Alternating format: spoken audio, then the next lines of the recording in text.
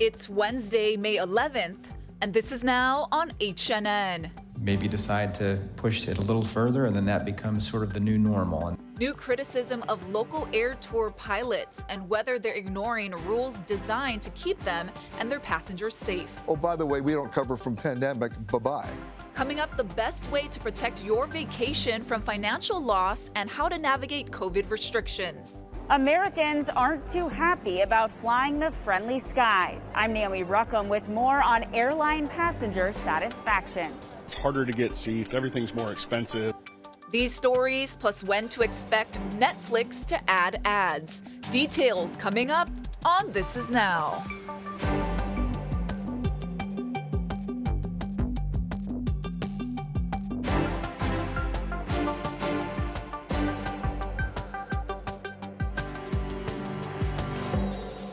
Good afternoon. Thanks for having lunch with us here at This Is Now. You got Jonathan and Ashley right here in the H&N Digital Center. That's right. Let's get started today with an update on the return of tourism in the islands.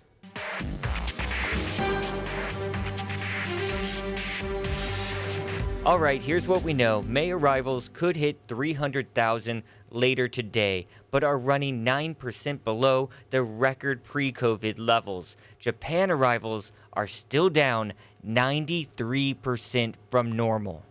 Your summer travel plans could get more complicated because of the rising number of COVID cases. And here's a big difference from previous years. You may have more trouble getting all of your money back if you test positive. Just look at Airbnb. It recently announced it's dropping cancellation exceptions for COVID starting May 31st, which means original host rules will apply. CBS News senior travel advisor Peter Greenberg was on the CBS Morning Show to explain how to navigate COVID concerns while you travel. There are a lot of COVID concerns, and a lot of it has to do with these cancellations, which people sometimes buy insurance for, thinking they're doing good by themselves. What's the story with travel insurance? Well, I love the concept of travel insurance. It's the execution where you have a problem.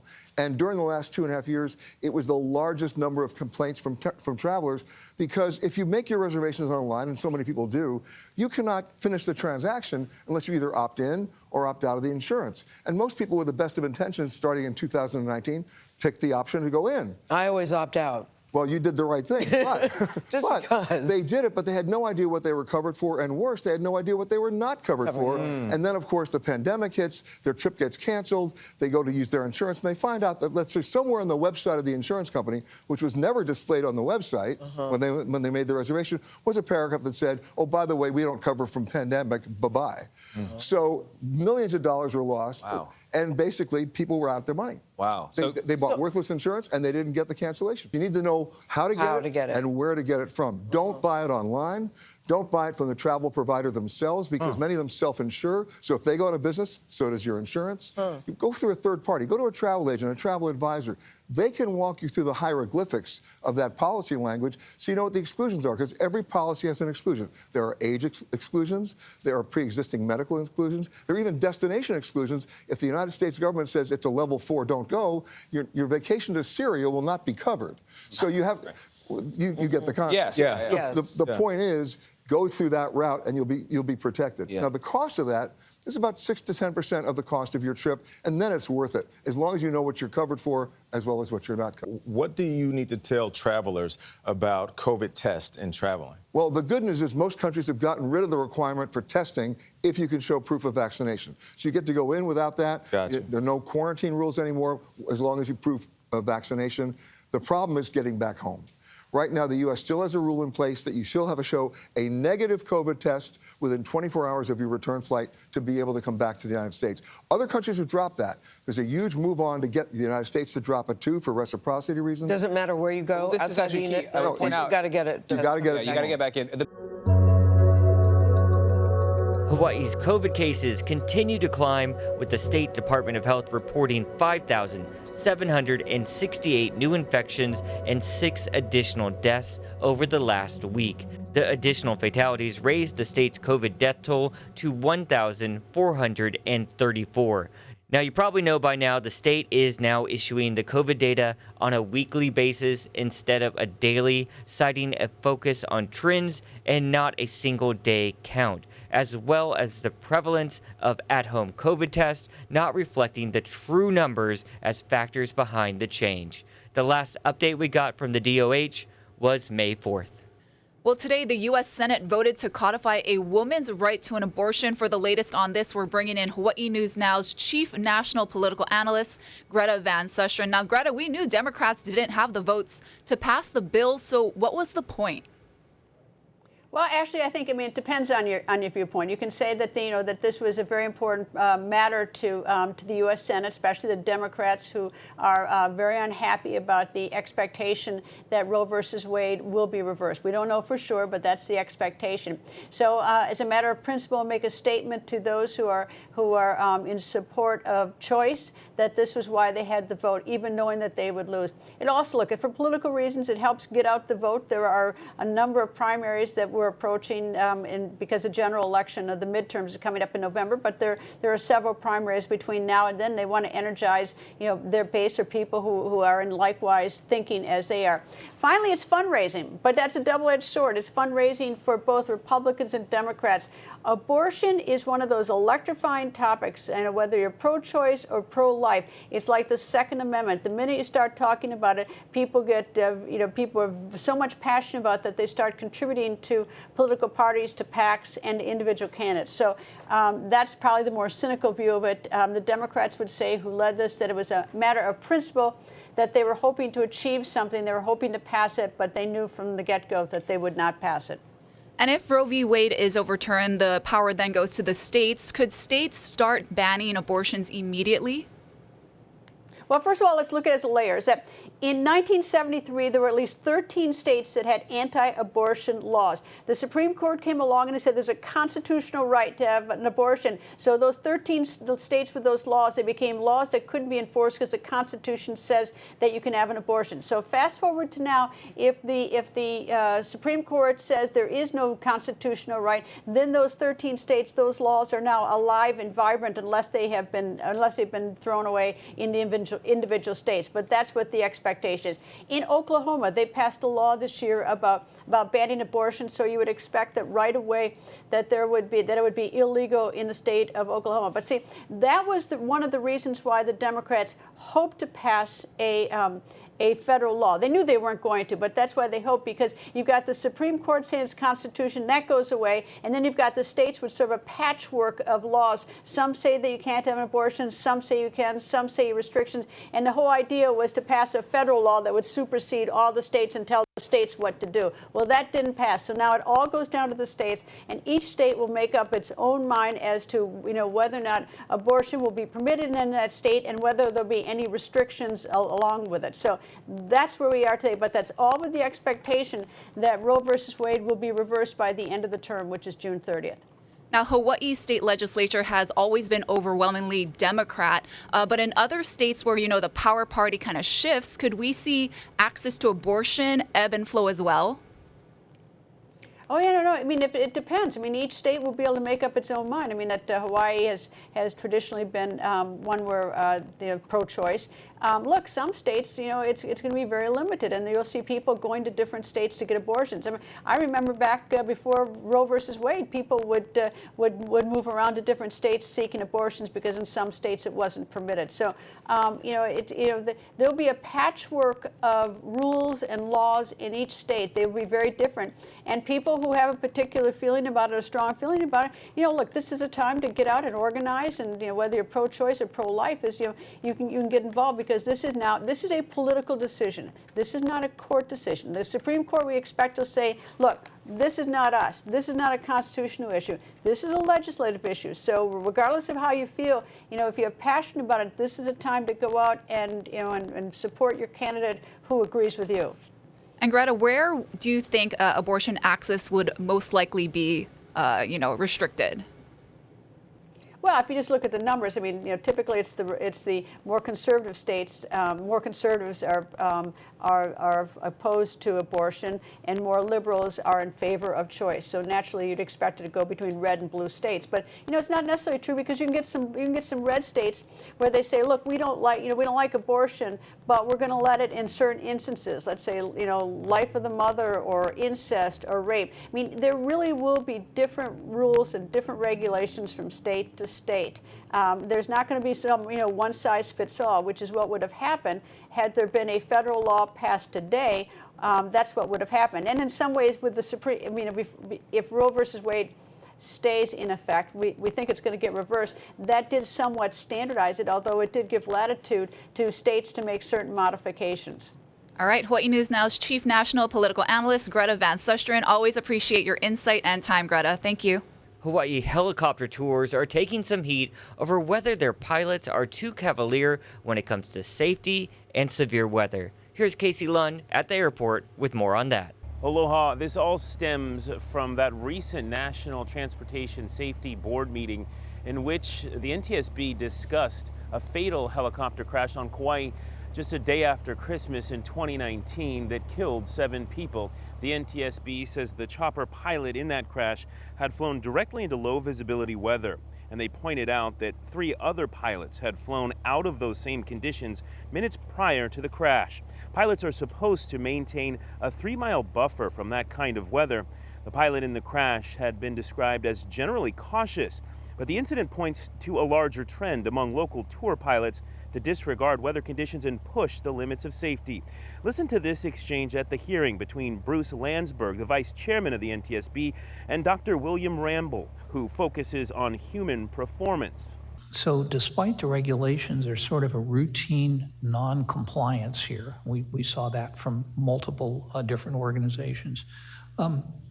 Any sense of why pilots who, we know that the rules say 3 miles, and yet the helicopters being surrounded by fog and clouds and rain, and the pilots are pushing, and then finally they say, whoops, we're in over our heads. We don't think that they wake up one day and just begin flying through areas where they can't see very well. We think it's sort of an incremental uncoupling between the procedures and requirements and what the actual behavior is on the flight routes. Sort of a drift where they maybe decide to push it a little further, and then that becomes sort of the new normal, and that sets the basis for additional deviations that are sort of normalized by the community because everyone sort of is willing to take that step. So we follow the herd mentality. Federal officials say the pilot was not instrument rated. Now, what that means is that he was not qualified to have been operating in low visibility conditions using just the instruments on board the aircraft and not relying on visuals outside of the chopper. Another issue contributing to safety concerns, the pilot in the crash was on his 8th flight of the day. Officials say there's very little turnaround time between tours for pilots to check on weather conditions. They say there are anywhere from 2 to 3 helicopter crashes related specifically to weather in Hawaii every 10 years. Now, in putting this coverage together, we reached out to several air tour operators, including Safari Helicopters, the company involved in that 2019 fatal crash. We have yet to hear back. We have extensive coverage of this issue, though, online at hawaiinewsnow.com, including criticisms from Hawaii Congressman Ed Case of both the FAA and the air tour industry in Hawaii. Reporting at the airport, I'm Casey Lund. Now back to you. Thanks, Casey, for that update. We want to switch now to weather. I have a live picture here coming into the H&N Digital Center. That's of Los Angeles right there. And you know what? It's only 66 degrees there in LA right now compared to our 82 degrees here in the Aloha State. Let's turn things over to Guy Hoggy with a check of all those developing conditions out there. We can tell you right now there's only one weather advisory. It's a small craft advisory that's been extended until early Friday morning. We'll have those breezy winds, and that means it's going to be choppy out there. It's a little dangerous if you're on a stand-up paddleboard or even a small boat. Surf-wise, not so much, all right? We got a small boost expected in the country today, but we got a significant south shore swell, not as big as the last one, but a nice solid south shore swell expected next week, late next week. Look for that swell to pick up. For today, the biggest waves are still on the east shore, but of course, conditions are choppy out there. Americans aren't too happy with airlines, according to a new report. Naomi Ruckham takes a look at what airlines are ranking best and worst. Airports are crowded, plane seats are filled, and wallets are wheezing. All reasons some passengers aren't too thrilled to be flying. It is more difficult. There's more delays. It's harder to get seats. Everything's more expensive. Now it's becoming very expensive for us to travel. According to the Bureau of Labor Statistics, airfares rose more than 33% over the last year, the largest 12-month increase since 1980. And the latest study from J.D. Power found airline passenger satisfaction took a nosedive over the last year. Airplanes are becoming full again, and that tends to make satisfaction go down. JetBlue scored the top spot for first or business class and for premium economy, while Southwest led customer satisfaction in the economy segment. Other airlines have room for improvement. But the things they probably need to work on are improving the comfort of the aircraft in all cabin classes, and working on people skills to make people feel less like cattle and more like valued passengers. This study comes as carriers and airports gear up for the busy summer travel season, which is expected to see pre-pandemic passenger volume. We expect this to be a busy summer, and we are as ready as we possibly can be. We're likely going to exceed in some airports, by good measure, the 2019 numbers. The Transportation Security Administration says it is staffed up and also investing in new technology to help speed up the process for those summer vacations. Naomi Ruckham, CBS News, New York. We were just looking at flight prices, and Crazy. man, yeah, those were really expensive. Just Almost the same. $1,000 to San Francisco from here on Hawaiian. That's incredible because you could sometimes get it for like 200 and something. You could sometimes get a flight to San Francisco cheaper than from here to the Big Island. Wild. All right. The internet's talking about that and a lot of other things. Check this out. We love talking about these auction stories, and this one involves the beloved late Betty White. So fans of hers, listen up. You've got a chance to get some of her beloved items if you got some cash. Like this script of The Golden Girls from 1992's finale, signed by the cast. It's projected to sell for between $3,000 and $5,000. And if you know our good friend Dylan Anchetta, he is the biggest Golden Girls fan, so start saving your allowance, my friend. And there are a few scripts actually out there that he could have his chance at having, and so could you, along with 1,500 other items from the TV icon's life and career, like this dress right there that she wore to the Emmys in the 1990s. That doesn't look so fancy for the Emmys. There's also awards, jewelry, and other things from her home in California. The auction is a 3-day event in Beverly Hills and online starting September 23rd. I love Betty White. Yeah, we miss you, Betty. Well, we've seen Barbie change things up to make dolls more real and relatable to emphasize diversity and inclusion. Well, Mattel announced a new lineup of features, and for the first time, one doll is wearing a hot pink hearing aid. That's right. Another doll has a prosthetic leg, and there's also a new Ken doll with a skin condition. Mattel also changing the stereotypical Barbie body type, so that includes smaller chests and fuller figures intended to be more representative of varied body types. I love it. What else you find? So Balenciaga launched its new pair Paris sneakers this week, and images of the shoes, well, have people talking. So the high top sneakers look old, tattered, and dirty. The price tag, though, for the roughed up sneakers may surprise you. Nearly $2,000.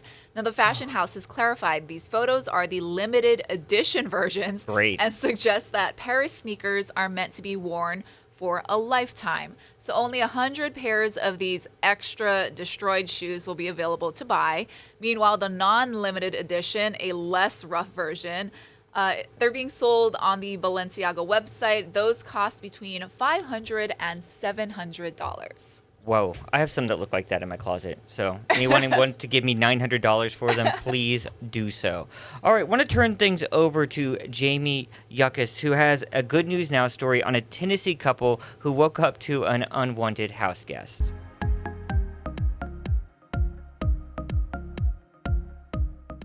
The Johnsons woke during a thunderstorm to find their bed was more crowded than usual. I said, "Hey, Julie, whose dog is this?" Cuddled next to them was a dog they didn't know. Rolled over on my side of the bed and he goes, no, it's not our dog. So who was this mystery visitor? 1, how did the dog get in my house? 2, we have 3 dogs, Jupiter, Hollis, and Zeppelin, and they bark at anything. A squirrel in the yard, a rabbit, a bird, they bark. This time they didn't, and the intruder was able to wander in through the back door.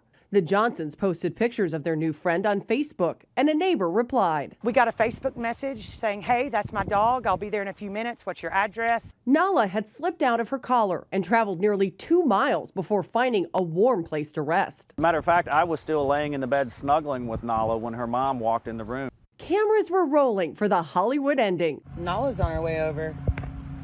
Yeah, Nala. The happy reunion when Nala's owners brought her back for a visit. What started as strange bedfellows ended as new best friends. Jamie Yukas, CBS News. Love new best friends. Yeah, I wouldn't mind that at all. New best segment, my favorite, What You Watching Wednesday, where we talk about what we're watching and what you have a chance to watch. So this is coming up. I've been catching up on Stranger Things all the past seasons. That's because the new season premieres very soon on May 27th. The creators of the Netflix series promise fans a heavier dose of horror this season. Now that the cast is, they were so young before. Yeah. Now they're all grown up in their teens. So those kiddie scares are over, is what we're being told. So let those nightmares begin. Yikes. We're also told the Upside Down is even throwing a new big mix of menace into the town of Hawkins.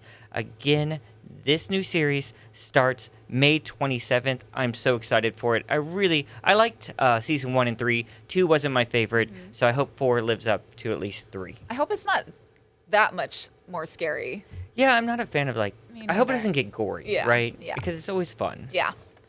What'd you Well, find? this is happening. Elizabeth Madden, an assistant professor of marine biology at the University of Hawaii. She's going to be on national TV talking about surfing moms. So that's where moms come out in pairs. So mom number 1 watches the kids while mom number 2 goes and surfs. And then after maybe an hour or so, they swap and then mom 2 gets out in the lineup. So she founded the community in Australia and it actually caught on, and she founded one here in Hawaii as well. So she's going to be on the Kelly Clarkson show today at 3 p.m. That's on Hawaii News Now, KGMB.